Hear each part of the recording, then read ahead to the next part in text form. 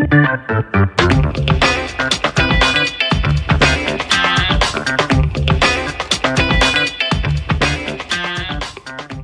est à J-9 du live de l'ARJ avec Kingdom is Back. Et mon message aujourd'hui, c'est le suivant.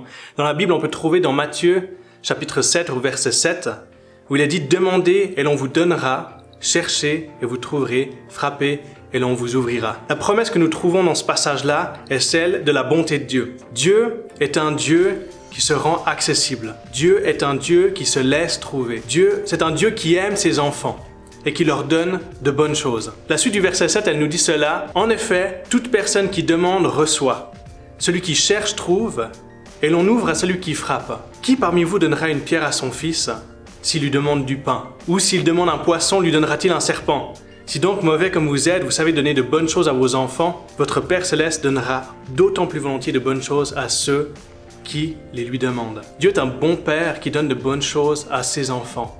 Quand nous nous plaçons devant Dieu, avec nos demandes, la question est, est-ce que je suis dans l'attente que Dieu va me donner des bonnes choses ou est-ce que je suis dans une tentative d'implorer Dieu pour avoir ces choses? La différence est grande vu qu'elle parle de notre identité. Je suis un fils, une fille qui sait que son père a de bonnes choses pour lui ou pour elle. Et je m'attends à ces bonnes choses dans ma vie. La question suivante qu'on pourrait se poser est celle-là. À quel point les demandes que je fais à Dieu sont pour mon confort personnel? Ai-je mis autant d'énergie à demander à Dieu de bénir mon voisin que j'ai mis à demander des choses pour moi? Et si nos prières étaient davantage tournées à chercher les bonnes choses et les bénédictions que le Père a pour mon voisin? N'est-ce pas à ce moment-là que nous verrions un vrai changement sur la terre? Dans 9 jours, nous allons avoir un live avec l'ARJ et Kingdom is Back. Je veux te lancer un défi de prier pour 5 amis, 5 minutes par jour. Et je veux t'inviter à suivre 2 étapes. La première, c'est invite tes amis à regarder avec toi le live vendredi 1er mai à 20 h. Et la deuxième, c'est prie que le Père déverse sa bénédiction sur tes amis durant ces prochains jours